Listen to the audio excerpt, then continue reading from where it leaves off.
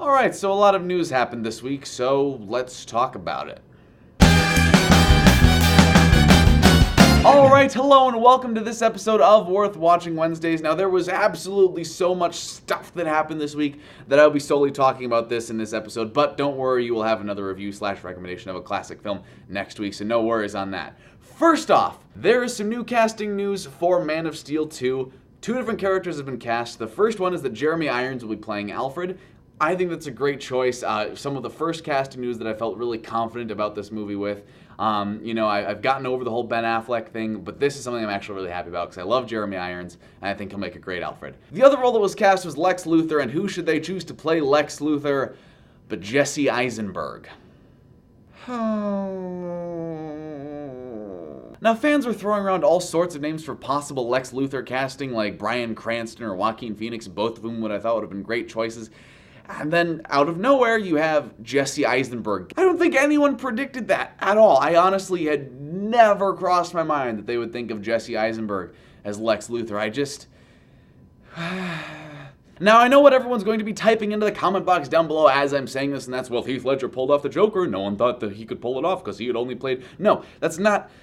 This is different than Heath Ledger, and let me tell you why. Before The Dark Knight, no one had seen Heath Ledger in that kind of role. Sure, they'd seen him in serious roles and give great performances. They knew he was a great actor, but no one had seen him play that sort of psychotic, crazy, evil role before. But Heath Ledger did have a physical presence, and Heath Ledger basically fit the role physically. I mean, obviously, he looks great as the Joker when you see him in the movie with makeup on and stuff like that. And also, he had a great voice.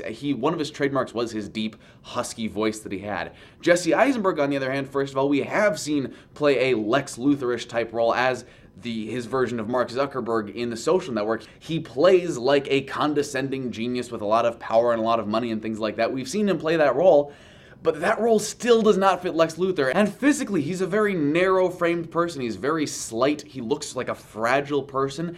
And, people say, fine, he can bulk up for the role. I say, great. If he wants to put on 45 pounds of muscle and maybe an extra 5 to 10 pounds of fat on top of that, so he has the presence of a very large, imposing businessman, then he should go ahead and do that. Because when Lex Luthor walks into a room, he is someone who, without even saying a word, without doing anything, intimidates the people there. He has such a presence about him. Like, if you look at Tom Hardy as Bane, the moment he walks into a room, he doesn't have to say anything because his very presence just oozes such power that it sucks all of the air out of the room instantly and demands your attention. The same thing with Heath Ledger's Joker, and the same thing with most great power villains in history, and that's something that Jesse Eisenberg just doesn't have in him from what I've seen in his roles. Yes, he can get your attention, but not in that sort of domineering sort of way.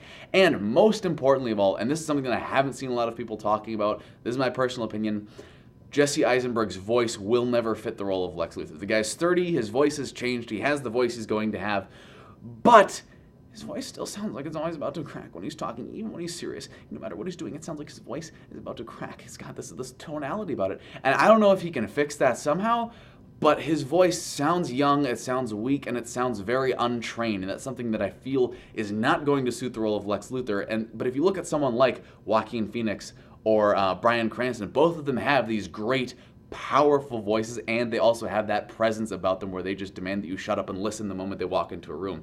And that's something, again, that I don't feel that Jesse Eisenberg has.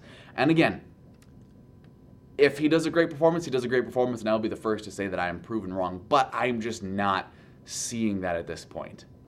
Sorry for the rant, but anyways, let me know what you guys think of that casting announcement down in the comments below. Our second piece of news for the week is incredibly sad, and that is that Philip Seymour Hoffman passed away on Sunday. This guy was a phenomenal actor. He brought such a great charisma to every role that he played. I mean, I just recently saw him in The Hunger Games Catching Fire. He was phenomenal. He was my favorite character in the movie if you saw the review of that.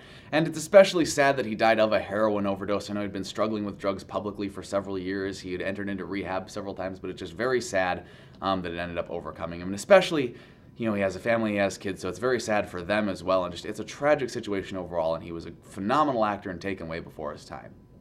And our final pieces of news for the day are regarding the Super Bowl, because of course when there is a Super Bowl, there are a whole bunch of movie trailers that come out around the Super Bowl. We've got a new trailer for Spider-Man 2, there's another one for Captain America 2, and one for Transformers 4, and I think we have a couple other ones possibly in there, but those are the main ones that I know of. I'm not going to link to all of them right here, but if you search them on Google, you should be able to find them pretty quick and check those out. Alright, thank you for watching this episode of Worth Watching Wednesdays. Like the video if you liked it, comment down below on what you thought of all of the news from this week, and subscribe if you want to see more. Bye.